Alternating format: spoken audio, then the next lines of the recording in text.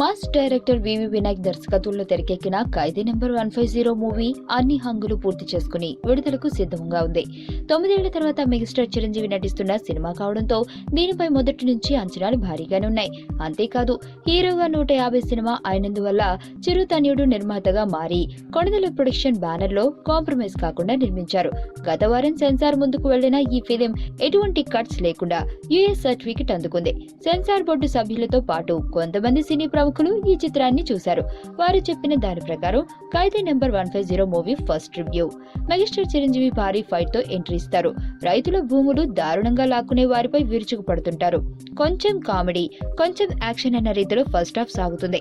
Interval bang వద్ద super fight తో పాటు గొప్ప ట్విస్ట్ ఉంటుంది.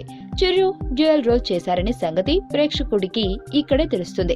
ఇంటర్వెల్ తర్వాత ఓ చిరంజీవిని పోలీసులు జైల్లో బంధిస్తే మరో చిరంజీవిని విలన్ ముప్పతిప్పలు పెడుతుంటాడు. స్థలం కోసం వృద్ధాశ్రమాన్ని కూడా విలన్ సొంతం చేసుకోవాలని అక్కడ నివసించే ముసలి వారిని హింసిస్తాడు. ఇలా రైతులు వృద్ధులను కష్టపెట్టిస్తున్న దుర్మార్గుడికి ఇద్దరు హీరోలు ఎలా బుద్ధి చెబుతారనేది ఈ కథ. తమిళ చిత్రం కత్తికి ఇది రీమేక్ అయినప్పటికీ ఫ్రెష్ లుక్ కోసం అనేక సీన్లు వివి వినాయక్ కొత్తగా రాసుకున్నట్లు తెలిసిందే. మాతృకలో ఉన్న కాయిన్ ఫైట్ కి చిరు స్టైల్ ని జోడించి ఆ ఫైట్ కి మంచి క్రేజ్ తీసుకొచ్చారు. పాటలు 5 అయినప్పటికీ యాక్షన్ సీన్స్ నుంచి మంచి రిలీఫ్ నిస్తాయి. రాయలక్ష్మి ఐటమ్ సాంగ్ విజిల్స్ వేయిస్తాయి. బ్రహ్మానందం కాసేపు కనిపించినా నవ్వించే ప్రయత్నం చేశారు. హీరోయిన్ కాజల్ అగర్వాల్ పాత్రకు తగ్గ న్యాయం చేసింది. సినిమాలో కాయిన్ ఫైట్ తో పాటు పాటలు హైలైట్ గా నిలిచాయని చూసిన వారి టాక్.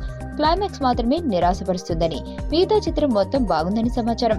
భారీ ఫైట్లు, హోరెత్తించే డాన్సులు, సరదా సన్నివేశాలతో ఖైదీ నెంబర్ 150 మూవీ సాగిపోతుంది. ఈ చిత్రం మెగాస్టార్ మాస్ అభిమానులకు చాలా బాగా నచ్చుతుందని సినీ ప్రముఖులు స్పష్టం చేశారు.